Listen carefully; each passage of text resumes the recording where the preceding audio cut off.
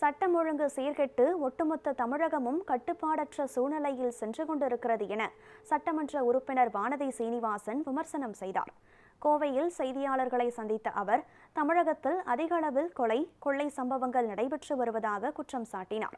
சிவகங்கை மாவட்டம் நாட்டாக்குடி கிராமத்தை மக்கள் ஏன் காலி செய்து சென்றிருக்கிறார்கள், அவர்களின் தேவைகள் என்ன என்பதில் மாவட்ட ஆட்சியர், முதலமைச்சர் ஆகியோர் கவனம் செலுத்த வேண்டும் என வலியுறுத்தினார்.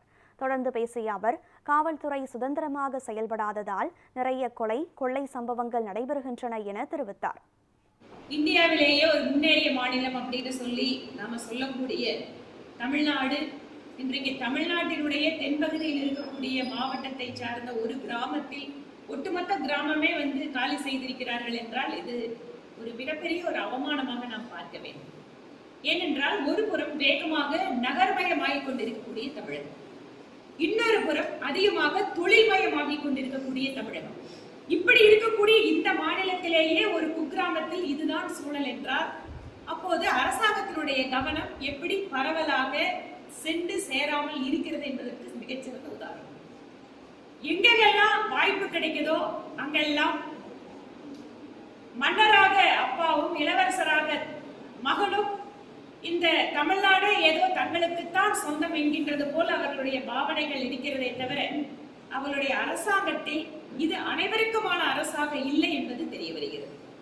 அதனால் இந்த விஷயத்தில் குறிப்பாக அந்த கிராமத்தில் எதற்காக மக்கள் அப்படி காலி செய்து போகிறார்கள், அவர்களுக்கான வசதிகள் என்ன, தேவைகள் என்ன என்பதை உடனடியாக அந்த மாவட்டத்தினுடைய ஆட்சியர் அவர்களும் உடனடியாக மாநிலத்தினுடைய முதலமைச்சர் அவர்களும் இதில் கவனத்தை எடுத்து அந்த கிராமத்தினுடைய மக்களுக்கு உதவி செய்ய வேண்டும் என்பது எங்கள் கோரிக்கை.